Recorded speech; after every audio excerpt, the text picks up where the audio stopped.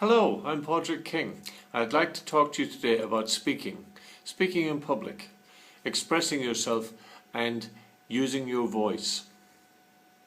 A number of clients have approached me recently and told me that they had a difficulty with their voice, expressing themselves, and as they spoke to others they found that their voice went hoarse and they felt slightly croaky, and also they felt as though their voice was getting very faint.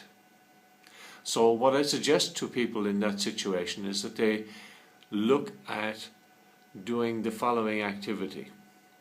In a room where there is nobody else, they just begin to speak as though they are speaking to somebody and they're telling them a story.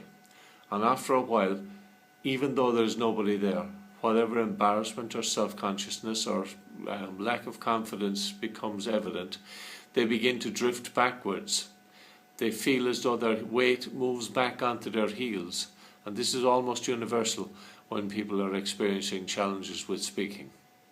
So what happens in that particular situation is that the blood supply has drifted down from the area of communication and conscious control in the brain down into the area around the brain stem where you have your fight or flight reflex. When the fight or flight reflex is active, it tightens up all of the muscles at the back of the body, at the back of the neck, and it switches off a lot of the energy that would have gone into the front of the body, into the front of the face, into the speech and to the vocal cords, etc. And as it drifted away towards the back, it made it more challenging and more difficult to breathe appropriately and to express oneself appropriately. So what I suggest is that as they're standing there just talking to the empty room, that they stand and hold their forehead, such as this. And as they're holding a forehead and speaking onwards, just continue on speaking, that very soon they will find that their body is shifting its weight and gradually coming back out, so that the weight is more evenly distributed and is back again on the balls of the feet, on the outside of the feet, and evenly distributed across the whole foot.